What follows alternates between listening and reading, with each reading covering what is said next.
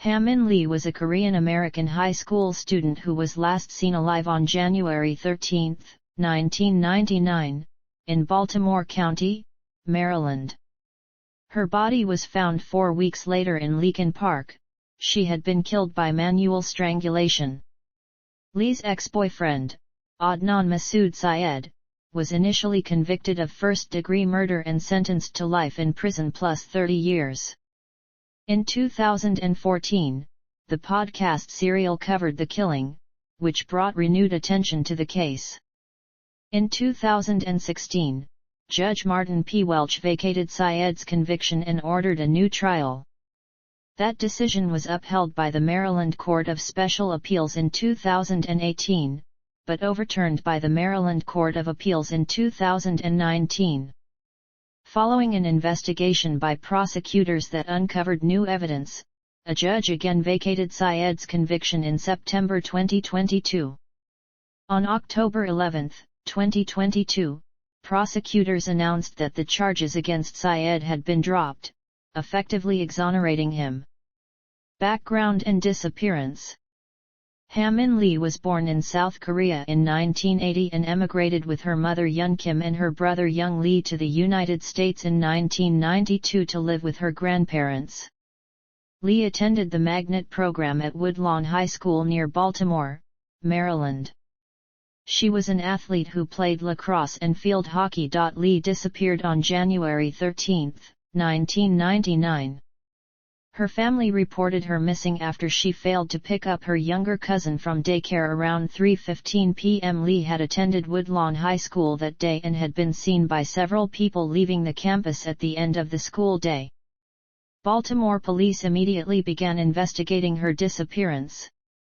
On that day, officers called various friends of Lee to try to find her. They reached Adnan Syed, who was a former boyfriend.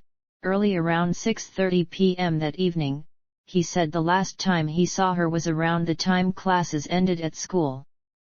At 1:30 a.m., they reached her boyfriend, who said he had not seen her that day. On February 6, a dog-led search was conducted around Woodlawn High School. Homicide investigation. Lee's partially buried body was discovered by a passerby in Leakin Park in Baltimore on February 9. Police attention became focused on the person who reported finding the body. The Baltimore City Police Homicide Division received an anonymous phone call on February 12 suggesting that the investigators should focus on Lee's ex-boyfriend and classmate, Adnan Syed. One of Syed's friends, Jay Wilds, told the police that Syed had expressed intentions of killing Lee and stated that he had helped Syed bury Lee's body after Syed confessed to killing her on January 13. Baltimore police applied for cellular phone records for a phone belonging to Syed on February 16. Syed was arrested on February 28, and charged with first-degree murder. Trials and conviction. Syed's family hired defense attorney Cristina Gutierrez to represent him.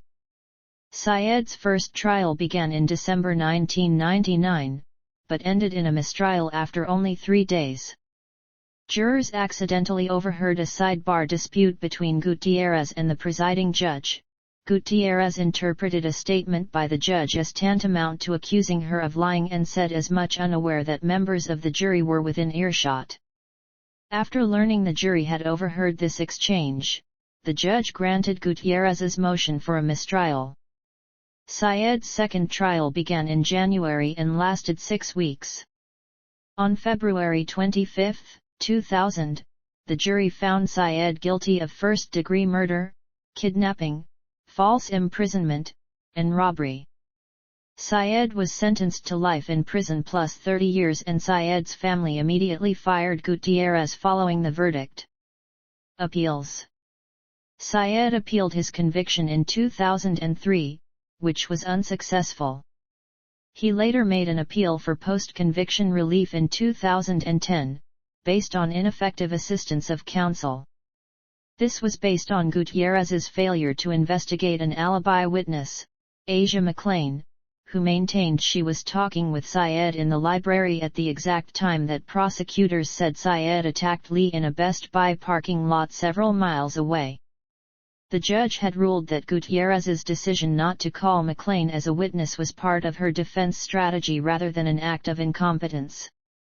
The judge said the letters McLean sent Syed in jail were weak and possibly damaging evidence for the defense, since they did not state the time she saw him at the library and contradicted Syed's own account from that day. This appeal was initially denied in 2014. On February 6, 2015, the Maryland Court of Special Appeals approved Syed's application for permission to appeal for a potential hearing on the admissibility of the alibi testimony of Asia McLean. On May 18, 2015, the Maryland Court of Special Appeals remanded the case to the Circuit Court for Baltimore City. Syed's lawyer, C. Justin Brown, filed a motion on August 24, 2015, saying that a newly recovered document showed that the cell tower evidence used by prosecutors was misleading and should not have been admitted at trial. Additionally, prosecutors have said that 2 other suspects have arisen in the case, though their names have not been released. On November 6, 2015, Baltimore City Circuit Court Judge Martin Welch ordered that Syed's post-conviction relief proceedings, to determine his eligibility for a new trial, would be reopened, in the interests of justice for all parties. The post-conviction relief hearing, originally scheduled to last 2 days, lasted 5 days from February 3, 2016. The hearing was attended by people from across the United States, including Sarah Koenig. Asia McLean testified that she talked to Syed at the library on January 13, 1999. On June 30, 2016, Welch granted Syed's request for a new trial and vacated his conviction, ruling that Gutierrez rendered ineffective assistance when she failed to cross-examine the state's expert regarding the reliability of cell tower location evidence. Welch denied Syed's defense team's motion for bail for Syed in the interim. On March 29, 2018, the Maryland Court of Special Appeals, the second highest court in the state, upheld Syed's request for a new trial. The Court of Special Appeals opinion said that Syed's counsel failed to contact a potential alibi witness who could have raised a reasonable doubt in the mind of at least one juror.